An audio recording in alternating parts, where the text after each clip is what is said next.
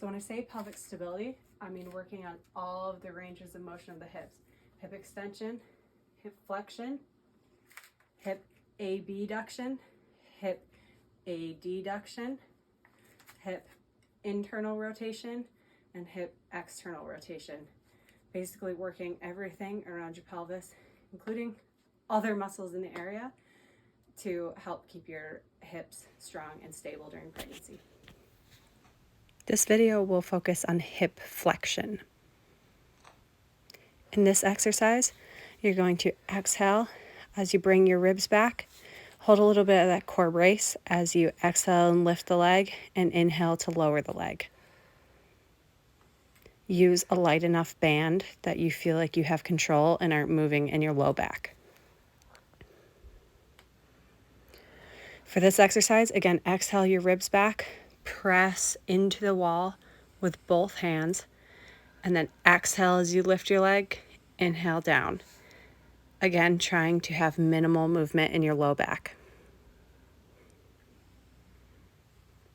For this exercise, you're going to put a band around your feet, a light enough band that you can find stability and raise your knee without rounding in your low back.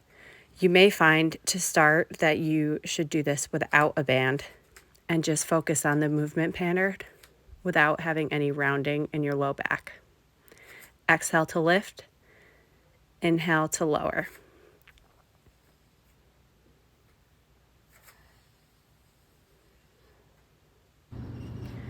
For this exercise, you can either do this with one knee bent as demonstrated here, and exhale as you lift your straightened leg, and inhale as you lower your leg. You're leaning back on your arm for support. Or alternatively, you can do this with both legs out straight, again leaning back onto your arms behind you. Exhale as you raise your leg, and inhale as you lower it.